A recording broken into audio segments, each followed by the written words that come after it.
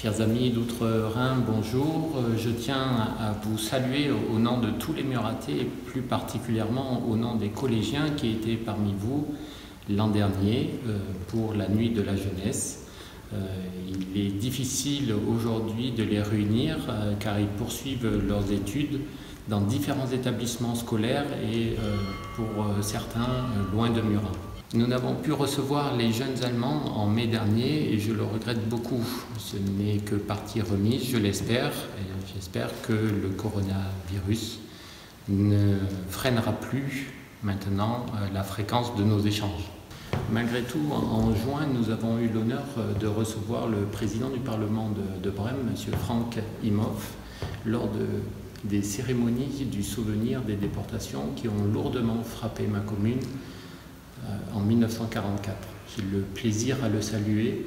Nous avons vécu de belles journées ensemble. Ces célébrations conjointes sont le vivant symbole de la réconciliation de nos deux peuples qui se sont souvent affrontés dans le passé.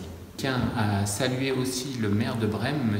Andrea Boppenschult, qui m'a reçu si gentiment dans sa ville, et j'adresse mes amicales pensées aussi à Katharina Weber, que j'ai eu le plaisir de rencontrer à Brême aussi l'an passé.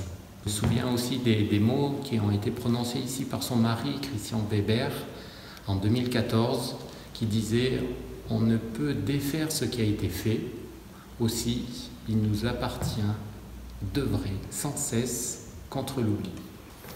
Notre vieux continent en paix depuis plusieurs générations fut longtemps celui des guerres, et ce passé nous oblige et nous impose une grande vigilance envers les mouvements populistes et nationalistes qui ressurgissent partout en Europe, en Allemagne comme en France.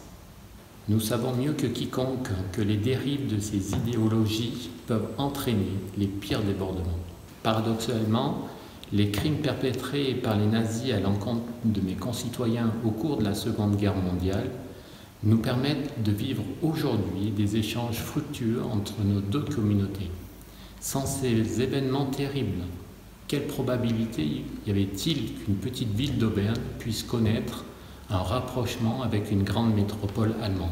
Ce souvenir de notre histoire commune, parfois tragique, nous autorise à croire à un avenir meilleur. Nous en sommes l'exemple même. Je souhaite une longue vie à la Nuit de la Jeunesse à Brême. Merci.